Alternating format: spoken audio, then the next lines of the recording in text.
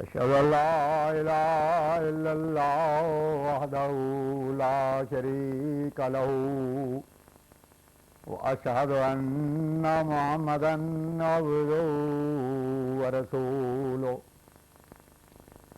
اللهم صل على سيدنا ومولانا محمد وعلى آل سيدنا ومولانا محمد وبارك وسلم إنك حميد مجيد۔ زمانے کی امامت کو زمانے کا امام آیا، محمد کی غلامی میں محمد کا غلام آیا۔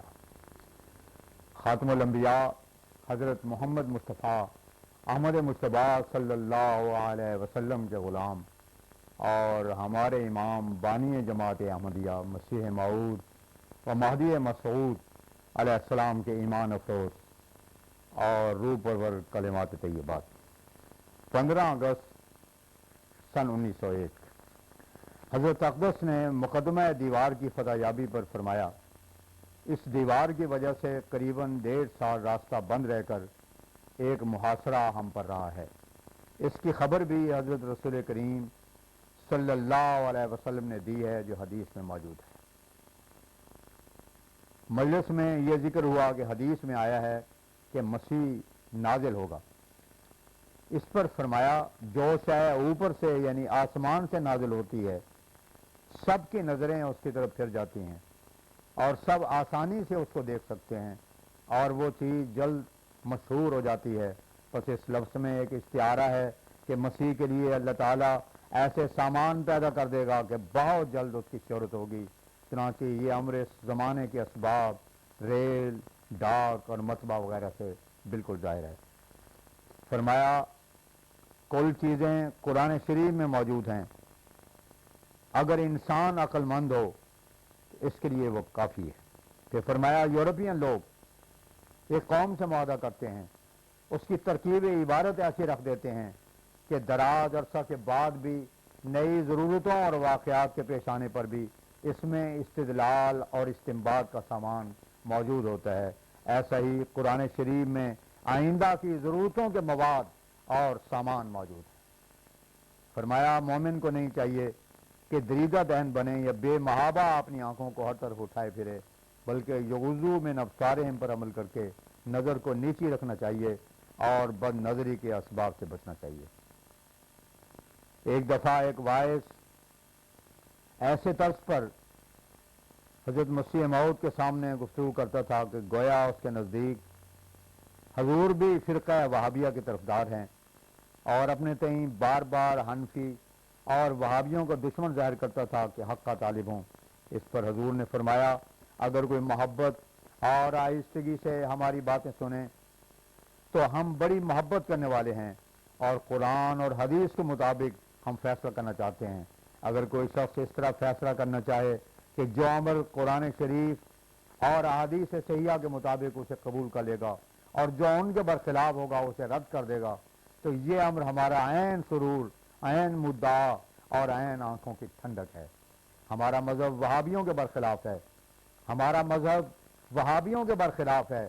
ہمارے نزدیک تقلید کو چھوڑنا ایک ہی بات ہے، کیونکہ ہر ایک شخص مجتہد نہیں ہے، ذرا سا علم ہونے سے کوئی مطابقت کے لائق نہیں ہو جاتا۔ کیا وہ اس لائق ہے کہ سارے متقی اور تزکیہ کرنے والوں کی تابعداری سے آزاد ہو جائے؟ قرآن شریف کے اسرار سوائے مطہر اور پاک لوگوں کے اور کسی پر کھولے نہیں جاتے۔ ہمارے ہاں جو آتا ہے اسے پہلے ایک حنفیت کا ایک رنگ چڑھانا پڑتا ہے۔ میرے خیال میں یہ چاروں مذہب اللہ تعالیٰ کا فضل ہیں اور اسلام کے واسطے ایک چار دیواری۔ اللہ تعالیٰ نے اسلام کی حمایت کے واسطے ایسے اعلیٰ لوگ پیدا کیے جو نہایت متقی اور صاحب تزکیہ تھے۔ آج کل کے لوگ جو بگڑے ہیں اس کی وجہ سے بھی یہی ہے کہ اماموں کی مطابقت چھوڑ دی گئی ہے۔ خدا تعالیٰ کو دو قسم کے لوگ پیارے ہیں، اول وہ جن کو اللہ تعالیٰ نے خود پاک کیا اور علم دیا، تم وہ جو ان کی تابعداری کرتے ہیں۔ ہمارے نزدیک ان لوگوں کی تابعداری کرنے والے بہت اچھے ہیں کیونکہ ان کو تزکیہ نفس عطا کیا گیا تھا اور رسول اکرم صلی اللہ علیہ وسلم کے زمانے کے قریب تر کے ہیں۔ میں نے خود سنا ہے کہ بعض لوگ حضرت امام حنیفہ رضی اللہ عنہ کے حق میں سخت کلامی کرتے ہیں، یہ ان لوگوں کی غلطی ہے۔ نوٹ بک از مولانا شیر علی صاحب۔ 26 اگست سن 1901 صبح بوقت سیر حضرت اقدس نے فرمایا، اچھی زندگی وہ ہے جو عمدہ ہو اگرچہ تھوڑی ہو۔ حضرت نوح کے مقابلے میں ہمارے نبی کریم صلی اللہ علیہ وسلم کی عمر بہت تھوڑی تھی، مگر حضرت صلی اللہ علیہ وسلم کی عمر نہایت مفید تھی۔ تھوڑے سے عرصے میں آپ نے بڑے بڑے مفید کام کیے۔ انبیاء کے اقوال میں ایک اثر ہوتا ہے، وہ اپنے ساتھ قوت قدسیہ رکھتے ہیں، یہ قوت رسول اللہ صلی اللہ علیہ وسلم میں سب سے زیادہ تھی۔ ایک آدمی کو راہ پر لانا کیسا مشکل ہوتا ہے، مگر حضرت کے تو فیل کروڑوں آدمی راہ پر آ گئے۔ اس وقت دنیا میں تمام مذاہب کے مقابلے پر سب سے زیادہ تعداد مسلمانوں کی ہے۔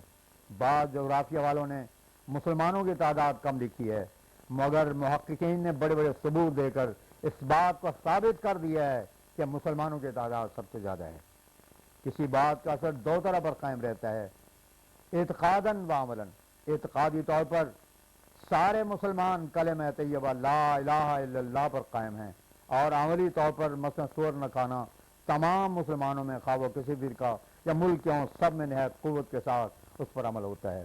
بدی کے ارتکاب میں سے جھوٹ بولنا سب سے زیادہ آسان اور جلدی ہو سکنے والا ہے، کیونکہ زنا چوری وغیرہ کے اسباب قوت مال ہمت دلیری چاہیے، مگر جھوٹ کے واسطے کسی چیز کی ضرورت نہیں، صرف زبان ہلا دینی پڑتی ہے۔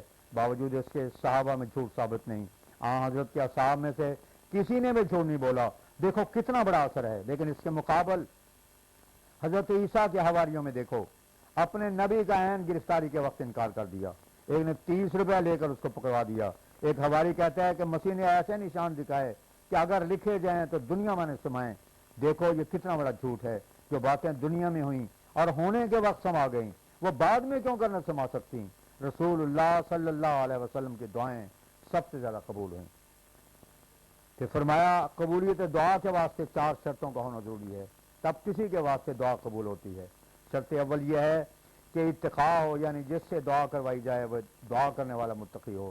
تقوی حسن و اکمل طور پر حضرت رسول اللہ صلی اللہ علیہ وسلم میں پایا جاتا تھا۔ آپ میں کمال تقوی تھا۔ اصول تقوی کا یہ ہے کہ انسان عبودیت کو چھوڑ کر الوہیت کے ساتھ ایسا مل جاوے جیسا کہ لکڑی کے تختے دیوار کے ساتھ مل کر ایک ہو جاتے ہیں، اس کے اور خدا کے درمیان کوئی شے حائل نہ رہے۔ امور 3 قسم کے ہوتے ہیں، ایک یقینی بدی یعنی ظاہری دیکھنے میں، ایک بات بری یا بھلی ہے، دوم یقینی نظری یعنی ویسا یقین تو نہیں مگر پھر بھی نظری طور پر دیکھنے میں وہ امر اچھا ہو یا برا ہو، سوم امر مشتبہ یعنی ان میں شبہ ہو کہ شاید یہ برے ہوں۔ پس متقی وہ ہے کہ اس احتمال اور شبہ سے بھی بچے اور تینوں مراتب کو طے کرے۔ حضرت عمر کا قول ہے کہ شبہ اور احتمال سے بچنے کے لیے ہم 10 باتوں میں سے 9 باتیں چھوڑ دیتے ہیں، چاہیے کہ احتمالات کا سدباب کیا جاوے۔ دیکھو ہمارے مخالفوں نے اس قدر تائیدات اور نشانات دیکھے ہیں کہ اگر ان میں تقوی ہوتا تو کبھی روگردانی نہ کرتے۔ ایک کریم بخش کی گواہی کو دیکھو جس نے رو رو کر اپنے بڑھاپے کی عمر میں جبکہ اس کی موت بہت قریب تھی یہ گواہی دی کہ ایک مجذوب گلاب شاہ نے پہلے سے مجھے کہا تھا کہ عیسیٰ قادیان میں پیدا ہو گیا ہے اور وہ لدھیانے میں آوے گا اور تو دیکھے گا کہ مولوی اس کی کیسی مخالفت کریں گے، اس کا نام غلام احمد ہوگا۔ دیکھو یہ کیسی صاحب پیش گوئی ہے جس مجذوب نے کی۔ کریم بخش کے پابند صوم و صلات ہونے اور ہمیشہ سچ بولنے پر سینکڑوں آدمیوں نے گواہی دی، جیسا کہ اظہار حام میں مفصل ذکر ہے۔ اب کیا تقوی کے یہ کام ہے کہ اس گواہی کو چھٹلایا جاوے؟ تقوی کے مضمون پر ہم کچھ شعر لکھ رہے تھے، اس میں ایک مصرع الہامی درج ہوا۔ وہ شعر یہ ہے، ہر ایک نیکی کی جڑ یہ اتقا ہے، اگر یہ جڑ رہی سب کچھ رہا ہے۔ اس میں دوسرا مصرع الہامی ہے، جہاں تقوی نہیں وہاں حسنہ نہیں اور کوئی نیکی نہیں۔ اللہ تعالیٰ قرآن شریف کی تعریف میں فرماتا ہے ہدی للمتقین، قرآن بھی ان لوگوں کے لیے ہدایت کا موجب ہوتا ہے جو تقوی اختیار کریں۔ ابتدا میں قرآن کے دیکھنے والوں کا تقوی یہ ہے کہ جہالت حسد اور بخل سے قرآن شریف کو نہ دیکھیں، بلکہ نور قلب کا تقوی ساتھ لے کر صدق نیت سے قرآن شریف کو پڑھیں۔ دوسری شرط قبولیت دعا کے واسطے یہ ہے کہ جس کے واسطے انسان دعا کرتا ہو اس کے لیے دل میں درد ہو، امن یجیب المضطر اذا دعا ہو۔ تیسری شرط یہ ہے کہ وقت اسفا میسر آوے۔ ایسا وقت کہ بندہ اور اس کے رب میں کچھ حائل نہ ہو۔ قرآن شریف میں جو لیلۃ القدر کا ذکر آیا ہے کہ وہ 1000 مہینوں سے بہتر ہے، جہاں لیلۃ القدر کے 3 معنی ہیں۔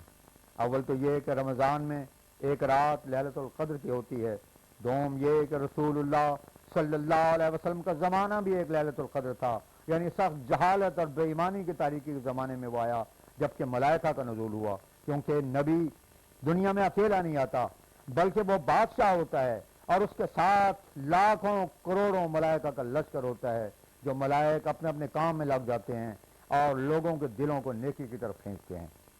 سوم لیلۃ القدر انسان کے لیے اس کا وقت اقصا ہے، تمام وقت یکساں نہیں ہوتے۔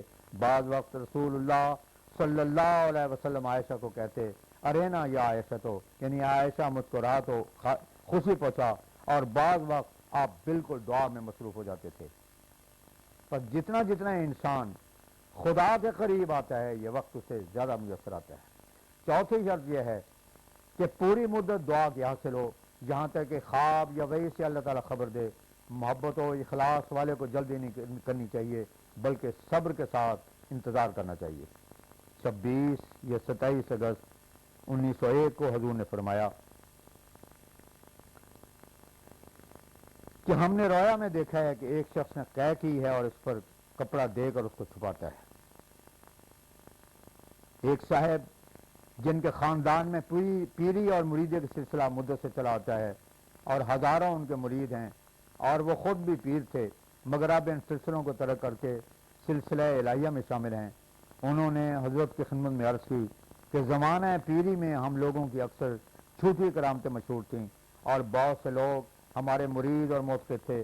میں نے ایک دفعہ اپنے بھائی سے ذکر کیا اور دل میں کئی بار خطرہ گزرا کہ ہمارے والد صاحب کی جو کرامتیں مشہور ہیں وہ بھی اس طرح کی ہوں گی جس طرح کی ہماری ہیں۔ پھر ہم نے سوچا کہ شیخ عبد القادر جیلانی اور دوسرے بزرگوں کا بھی یہی حال ہوگا۔ غرض میں اسی خیال میں ترقی کرتا ہوا قریب تھا کہ رسول اللہ صلی اللہ علیہ وسلم پر بدگمان ہو جاتا اور معاذ اللہ خدا تعالیٰ کا بھی انکار کرتا کہ خوش قسمتی سے مجھے آپ کی زیارت نصیب ہوئی اور حق مل گیا۔ اس پر حضرت اقدس مسیح موعود علیہ السلام نے فرمایا، بے شک ان گدی نشینوں اور اس قسم کے پیروں کے ایمان خطرے میں ہیں، لیکن اس قسم کے جھوٹی کرامتوں کو دکھلانے والے اور جھوٹی کرامتوں کے مشہور ہو جانے سے یہ نتیجہ نہیں نکالنا چاہیے کہ سب جھوٹے ہی ہیں، اور تمام سلسلہ اولیاء کا اور بزرگان دین کا معاذ اللہ سب مکاری اور فریب پر مبنی تھا، بلکہ ان جھوٹے ولیوں کا وجود اس بات کا ثبوت ہے کہ دنیا میں سچے ولی بھی ضرور ہیں، کیونکہ جب تک کوئی سچی بات نہ ہو تب تک کوئی جھوٹی بات نہیں بنائی جاتی۔ مثلا اگر دنیا میں سچا اور اصلی سونا نہ ہوتا تو کیمیا گر کبھی جھوٹا سونا بناتا، اگر سچے ہیرے اور موتی کانوں سے نہ نکلتے تو جھوٹے ہیرے اور موتی بنانے کا کسی کو خیال بھی پیدا نہ ہوتا۔ ان جھوٹوں کا ہونا خود اس بات کی دلیل ہے کہ سچے ضرور ہیں۔ 28 اگست 1901 کی صبح کو حضرت مسیح پاک علیہ السلام نے فرمایا، ہمارے مخالف 2 قسم کے لوگ ہیں، ایک تو مسلمان ملا مولوی وغیرہ، دوسرے عیسائی انگریز وغیرہ، دونوں اس مخالفت میں اسلام پر ناجائز حملہ کرنے میں زیادتی کرتے ہیں۔